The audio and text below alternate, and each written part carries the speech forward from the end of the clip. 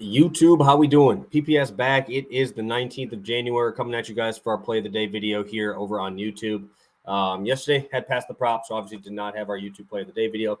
I am wearing a shirt. I know I got chirped last time. I am wearing a shirt under here. I got chirped last time because I had a shirt that kind of showed my chest there a little bit, but I promise you, I ain't like that. I ain't just repping like a bare chest under here. So I had to get that out of the way. 2 plays today, 1 college basketball, 1 NBA. Really like today's spots quite a bit. Obviously, pass the prop didn't go great for me yesterday. We went 0-2 on those. Chattanooga, I think in the last 10 minutes scored like 4 points. And that's not going to get it done. They were well on their way, well on pace to get there.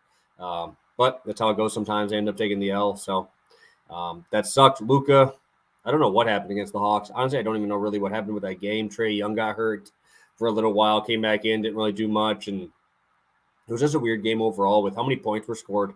If you had told me Luka only had 42 PRA in a game where the Hawks allow 120 points to the Mavericks, I would have told you you're crazy. So felt like we had good spots and plan on cashing in on a few today. So first, we're going to go over to college basketball. A play I really, really like. These are my boys, right? Always talk about Kendall Kerfman, talk about Jake Stevens here. And obviously, those two left VMI. Marshall's obviously getting Kerfman. Stevens went to Chattanooga. But I love Marshall. They're one of my favorite teams to back. They're very senior-laden team. Obviously, you have Kinsey, who's fantastic, along with Kerfman. Marshall has been absolutely fantastic as of late, winning 3 straight games, covering in all those games except for the last one as well. I do really like how they perform in the first half. If we go off of these numbers, right, Texas State allows 35% from 3. They also allow 22% of their opponent's points to come from the free throw line. Marshall is very, very poor at getting the free throw line. I think this is a game where they can expose that. Texas State is Marshall's last in that category in point percentage from free throws. But I think this is a game where you can definitely make something happen here. And then we go into first half points scored, right? Marshall is one of the best. They're top 20, 38.3 points per game in the first half. Texas State is bottom 50 at 29 points in the first half average. Obviously, that's probably because Marshall plays extremely fast. Texas State plays extremely slow. But when we look at just the best from each, right, we have an offense here ranked at 265 in the country, an adjusted offense on KenPom for Texas State, 124 for defense, and obviously extremely slow at 313 adjusted tempo. This is just going to be so crazy of a mismatch in tempo because we're going up 5 total possessions here when they face off against Marshall, who's running at the 71 possessions per game. They're top 100 in offense and in defense. Obviously, I understand it's on the road. It's a conference matchup, but both of them in the top 100. Their worst is better than Texas State's best, right? And that's something I really like to look forward to in here as well. I also like to look at strength of schedule in there as well.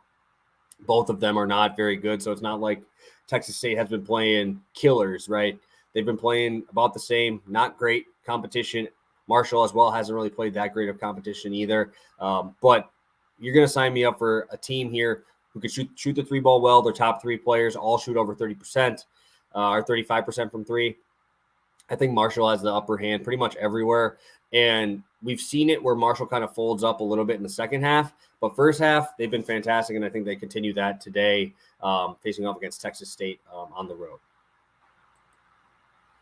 Second one, a guy who has not made the show this year. A guy I really never expected to bet. But today I really like this matchup. Fred VanVleet, we're going to him. Over 25.5 points plus assists. That's on FanDuel at -108. That is a fantastic line. Obviously, the last 2 games, he's been nothing short of fantastic, right? 30-plus points in those last 2 games. Obviously, the 4 games prior to that, he didn't crack 15 points. But what I do really like is this matchup feeds exactly into it, right? You're facing off against the Minnesota Timberwolves. You're getting, 38 minutes per game, right? I mean, this dude is playing a lot of minutes, and we're seeing a lot of threes go up, right? 12 and 13 threes attempted in the last 2 games. You go to Minnesota, right? What do they suck at? Their bottom 3 in 3 points made and 3-point percentage. They also are bottom 6 in assists. And what does Fred VanVleet do? Him and Siakam lead in playmaking, obviously. Fred VanVleet is getting those outside shots. He's getting a ton of looks.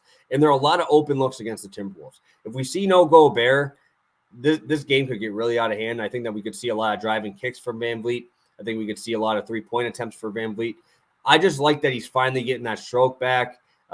We've seen it this month alone. Him hit this number 4 times on strictly points. Take the assists out of it. He hit that on just points.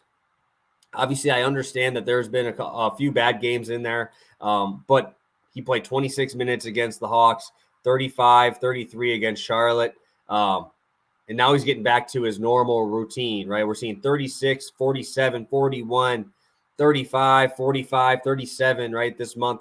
There's a couple games mixed in there where they got blown out and he just didn't get that run, but, man, I love Fred VanVleet here. We love to attack Minnesota's 3-point deficiencies. And these last 3 games, they kind of all fit that same mold, right? New York, good bigs, tough in the paint. Milwaukee, good bigs, tough in the paint. Now you have possibly Rudy Gobert back there. Obviously, he's a very good defender. And obviously, we would like to take advantage of those 3-point shots, which they are absolutely atrocious at. Like I said, bottom 3 in every one of those categories. We got a nice pace-up spot. We got a ton of minutes. Obviously, I understand that Siakam has been taking a lot of the playmaking role, but to see Fred VanVleet score 33 plus in these last 2 games and have 7 and 8 assists in those games as well, it just makes me feel a little bit better, even if he doesn't have his 3-point shot as he has had in these last 2 games. I think we still get there on volume and just minutes out there along with the playmaking ability. So sign me up. I love these 2 spots. Fred VanVleet over 25.5 points plus assists to go along with Marshall first half minus 2.5. Thank you guys so much. Tune in tomorrow. We will have Pass the Prop. Make sure your notifications are on over on Twitter just so you know when we're going to go live. I know we're going to probably be mixing up a little bit tomorrow. So have a good one, guys. Best of luck on all your bets. And, yeah, let's crush both of these spots tonight.